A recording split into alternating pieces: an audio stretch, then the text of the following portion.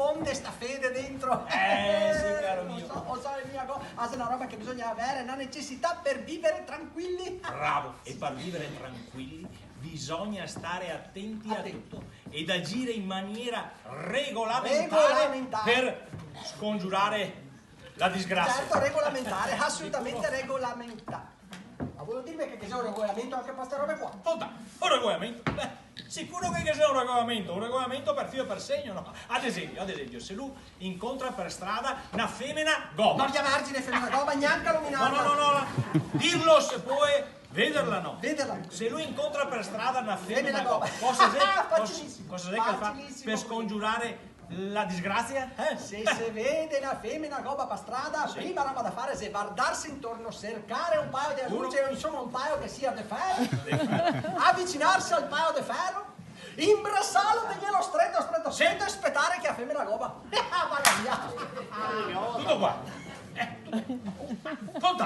Tutto qua.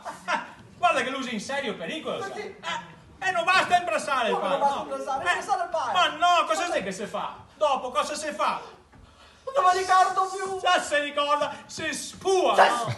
Si spua 3 volte qua, sulla spalla a sinistra. Se no, sarebbe come non aver fatto niente. Come non aver fatto niente.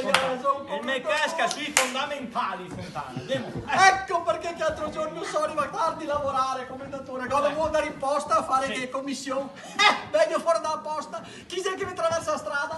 Una femmina gobba. Mi vado intorno, cado il paio della luce, ho imbrasso, ma una uomo si appressa a fare i scongiuri fondamentali, ma sono accorto dopo e a un certo punto...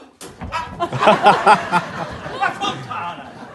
Io mi sparo addosso a uno che mi passava da Dio, roba che mi mette in gara! Fontana, lui è un sbadato, è un confusionario, bisogna stare attenti, no? Attenti. Bisogna guardare chi che c'è dentro prima. E se sei il caso, sei spua, e se no, se corre via, no? Dico spuama, non c'entra l'uomo da Dio, Sei proprio